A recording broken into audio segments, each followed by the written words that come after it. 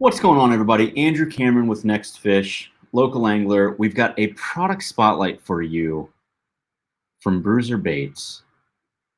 This is a product that boggles my mind because I know they get eaten. I know that bass annihilate them. This is one of those things that you really got to have confidence with what you're throwing. And me personally, I can't wait to get out and throw the topwater one. The topwater one seems like the easiest way for me to kind of break into this. So with that being said, we've got what is called or known as the Whiplash snake. These are 17.5 inches with the exception of the Glades Beast. So we'll get into that one in a second. What we've got here is we've got a number of different ways that you can fish this because there's different variants. So we're going to start off and we're going to look at these two right here. So this is the Allterrain. This is the topwater. We're going to break them down real quick. The Allterrain is designed to be exactly, good God, I can't get it out, is designed to be exactly what it sounds like. It is designed to just go through everything. At 17.5 inches, this is a beast. It's got a pointed nose, so it's going to really kind of cut through everything from the grass to the pads, up over tree limbs, brush, whatever it might be. This is the one you want. You're going to want, you can see the hook slot right there, and what I've been told is you want to run kind of like anywhere from a 7 to an 11/0 offset worm hook. It's going to keep it kind of high and tight within the profile, but still give you enough gap to get a solid hook set. And keep in mind, when a bass hits this, it's not going to hit the tail and just be cool with it. It wants the whole thing. So it's going to engulf it. Your hook's going to be in there. You're going to set the hook, and you are going to have a ride on your hands because whatever hits this thing is going to be a big fish. Now, the next one that we're going to talk about, this is the Top Dweller. Now the Top Dweller has a little bit more of a subtlety to it. So very similar bodies. Let me get these up here.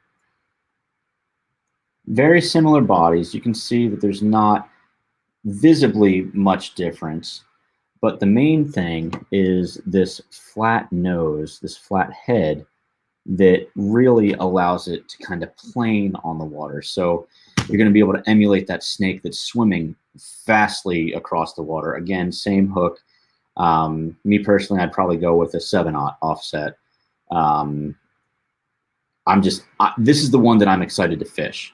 And the reason I'm excited to fish it is because A, I love topwater strikes. B, I feel confident with this being something that would get hit, and I chose a color that is definitely more along the lines of a lifelike topwater snake, even though you can argue silhouettes, things like that. But this one is money. It's got nice ribs along the bottom, so it's going to really give a push for a nice wake across the water.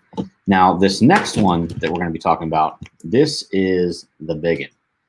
This is what is known as the Glades Beast. And so instead of 17.5 inches, we're talking 18.5 inches. And this thing is it's a bruiser. Okay. Well, that was actually pun intended, or unintended. I didn't mean to say that. Look at the size of this thing. Can't even get it all on the camera screen, but you can see the tip of that tail stick out just another inch beyond that.